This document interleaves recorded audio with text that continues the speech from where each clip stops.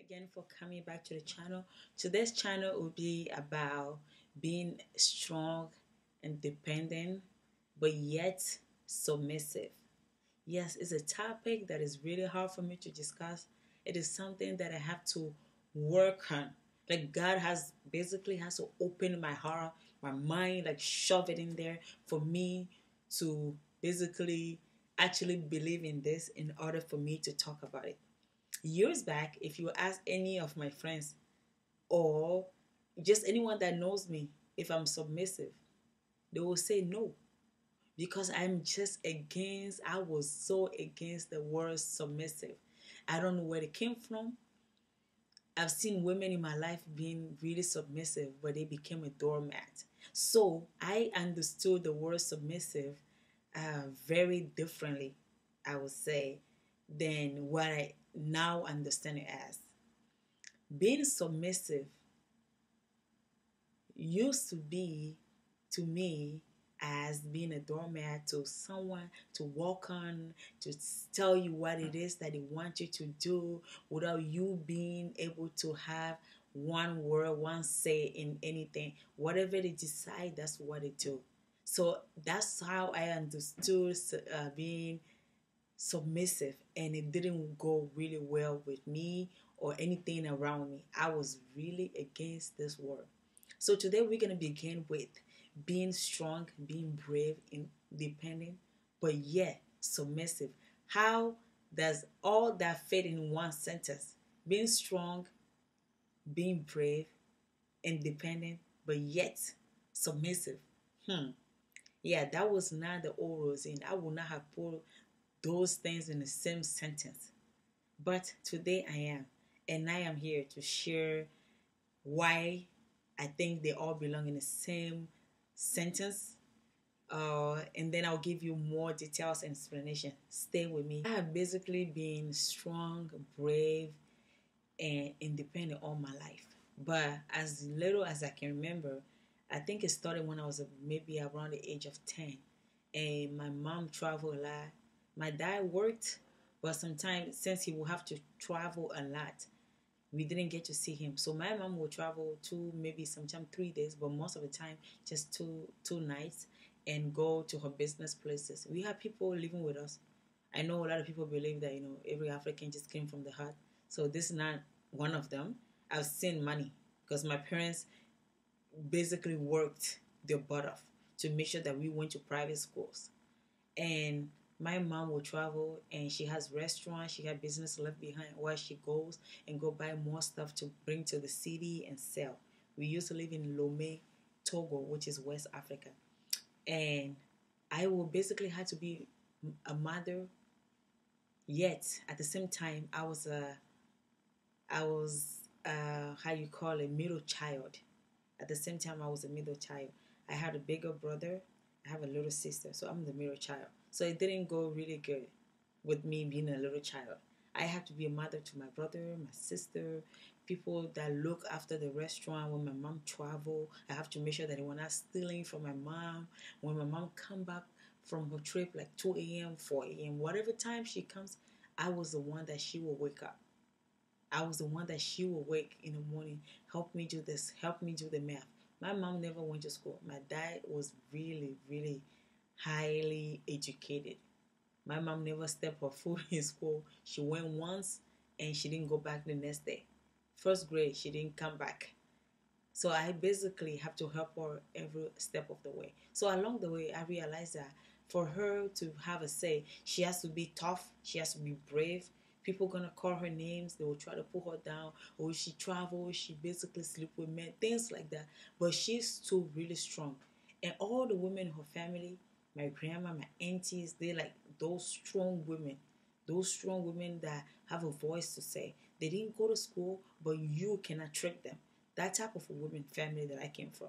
So as years go by, and when I moved back to the US, I was trafficked here when I was the age of 13, and then I can't go into all the details. And later on, have 2 kids by the man that was older, more than twice my age. And I had to be a strong person. I was 15 when I moved there, basically. I left when I was 17, but those 2 years, I have to act as tough as I can. I have to be strong. I have to be brave. I couldn't complain. I can't say this. People just look at it that it was normal. I live among other African women that were married, whether the husband were treating them bad, they didn't have a say. I have been that one person that when I do not like something, I'm not staying. I will have a say. I will complain about it. I will stand my ground and say I couldn't do this. So people will call me stubborn. So for years I would believe that maybe I was stubborn. I was stubborn. But then after a while I realized that I wasn't stubborn. I was just strong and brave. And at the same time I was outspoken. If I didn't like something, if I have an opportunity to leave that situation, I'm leaving. So I was living around women that just accepted the way it came, and I didn't want to do that anymore. When I turned 18, I became a single mother. I've been really a different person. I, I remember days where things will go really bad, but I couldn't cry in front of people because so many people look up to me. So being strong sometimes for just me that, you cry that one, maybe 10-second cry, and then you move on to it. You move on to the next thing. Don't think about it anymore. Even if you try to feel a little sad, you just suck it in and just be brave and be strong for everybody around, your kids, your family members, everybody that depend on you. I had so much people depending on me by the time I was the age of 18, 19, 20 that I didn't have time to just relax. It was all good, and it's all good because you're strong. It helps me to just move on really fast. I will love somebody, it will look like I love the person to death, but if the person does something that is just unbearable, maybe cheating or a big lie or something like that, I will move on really fast because I've taught myself to be strong and say, you know what, this situation is not going to help me. I need to think really fast and I gotta go. At the same time, being brave and not being able to love, it helps me to move on really fast. But to be in love, it became a different thing.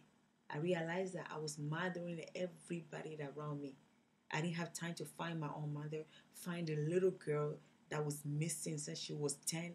I never find that girl. I'm still working on it, but I haven't fully found myself because I am that type of person that like to just move on and shove it in there. Nobody's supposed to talk about it. I lived long enough like that, and I will basically just shove it in and just move on.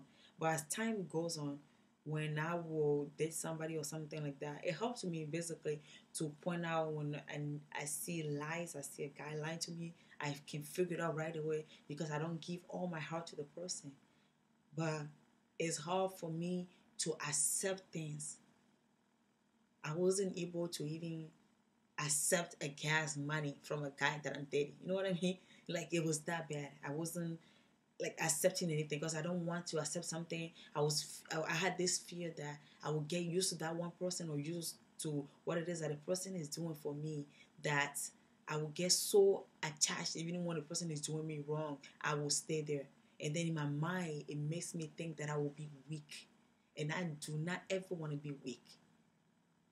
I know that I've worked on it now, and it's okay for me now to say it's okay to fall down, it's okay to be weak sometimes, it's okay to cry and get back right up. But before then I didn't even allow myself to feel a little sadness. Even if someone want to talk about me being trafficked to the US, I will tell my story, but I will suck myself so back in that I will not even shed a tear. I still don't share a tear when I tell that story, but it's something that I had to train myself not to cry about, which can be really damaging because at the end of the day, you might end up blowing, which I end up doing later on in life. About a few years back, when I blow, I just cried and cried for weeks, and I didn't know the reason why I was crying. But things just started coming at the same time. I started remembering things that happened to me when I was younger, when I was trafficked here, when I was with my kid's father, everything that just started happening, moving from here to there, not having a place to settle, everything just hit one time. I'm glad that I shared those tears in those years because a lot of people didn't know, but it's something that I didn't allow myself to do. So I want to tell you that even being strong, being independent sometimes, it's okay to extend your hand and say, I need help. It's okay to say that I've fallen. I need somebody to help me get back up. If that one is a group, that you attend, or is a best friend, or is just one person that you can just lean on for a second. It's good to find that one person, to have that one person in your life that you can lean on. I've been independent, trying to do everything by myself because I didn't want to have to sleep with anybody to gain anything. And that's the decision that I do not regret. Being being very independent is something that makes me happy. Doesn't mean that I do not accept help from, if I find a super spouse tomorrow that God gives me. But for now, God is my provider, and He provides for my family, my children through me, and I am glad. I'll be glad to hand in that leadership role to somebody else, because leading is not easy. And being independent means you gotta lead everything in your house. I lead everybody in my life, so I would love to give that role to somebody else. That's when being submissive comes to the point. Being submissive, I had to read this book called Liberated Through Submission. I think it's by P.B. Wilson. You should read that book. That's what I had to read, and it helped me to understand that being submissive doesn't mean that I had to be a doormat, that I belong behind the guy. No, I belong right next to this guy that works with me, brings ideas, and we talk about it together, and then I let him take it to God and take the leading. Or I come up with the idea, or he comes out with the idea, we sit down and discuss it, and I have to trust the process in his hand, because at the end of the day, God is going to ask that one guy, my husband, my spouse, how did you do with the family that I give you? The girl, this brave lady, this woman that I give you, this hard-kinded woman that I give you to lead. How did you lead her? God is going to have to question my husband, my spouse, my future husband, because of that. So that's what submission means. I'm going to be submitted to his godly decision. Now, when he goes out and tell me, hey, I have a side chick, we should have a threesome. No, that's not what being submissive is about. Or he shows up in the house and say, I can't help you with the kids. You are the woman, you're supposed to be at home. No, it's a decision that we're supposed to make, that I like to be independent, or I like to still run my business, or I still like to pursue my calling, but and still raise a family. How do we do this, honey? How do we do this, babe? Should I work part-time? Should we get a babysitter? Should we bring one of our parents to live with us, or things like that? That's something that we should discuss. Now when him is telling me, hey, you got to stay home and do this. This is what I say as a man, you got to do it. No, that's not what it is. Being submissive is something that I had to understand. It's just that I and him, we sit down and discuss our godly decision, and leads him to God helps him to lead me in a godly way. So if my husband comes home and say, we're going to start stealing and breaking banks, I cannot follow him because I'm submissive. No, I have to submit to his godly desire. And the Bible also tells the husband, tells women to respect the husband.